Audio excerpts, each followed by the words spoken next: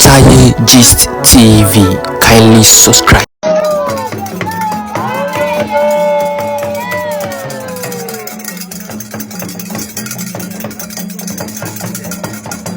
Ẹ̀yin tí wá lórí ojú Taye Gist TV ẹ wo àràmàǹdà látún gbédè yìí ọdún Ọ̀ṣun ayẹyẹ ọdún Ọ̀ṣun náà mọ̀ wò ń bì ẹ farabalẹ̀ kẹ́ ẹ wò tán ẹ má gbàgbé láti subscribe ẹ mọ̀ gbádùn wa bí a ti ń gbádùn ṣúgà.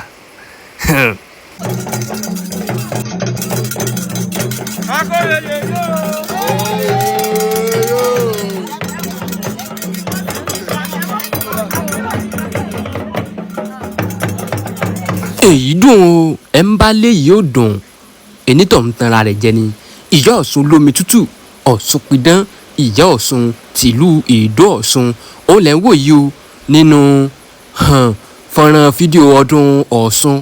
eléyìí tí wọ́n ṣe ní ọdún 2026 tí ó sì jẹ́ wípé àti ọba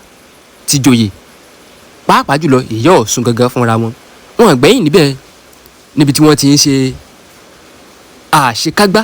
ètò ayẹyẹ ọdún Ọ̀ṣun eléyìí tí wọ́n ṣe ní ọdún 2026 níbi tí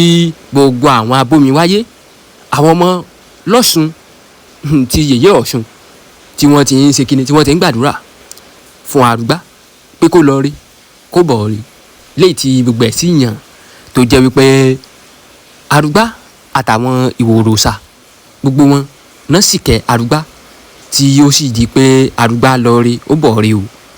gbogbo àwọn ọmọ Ọ̀ṣun náà tí wàá ń gbàdúrà lọ́tún lọ́sì wípé káwọn fi lè ṣe àṣemọ o ọdún yìí kó sàn wọ́n sówó kó sàn wá sí ọmọ kó sàn wá sí àìkú baálé ọrọ̀ pé ire owó ire ẹ̀mí gígùn àlàáfíà ní gbogbo àwọn èèyàn ń tọrọ níbi ọdún Ọ̀ṣun oníbú ọlá èrè gèdè gbàgádà ẹwà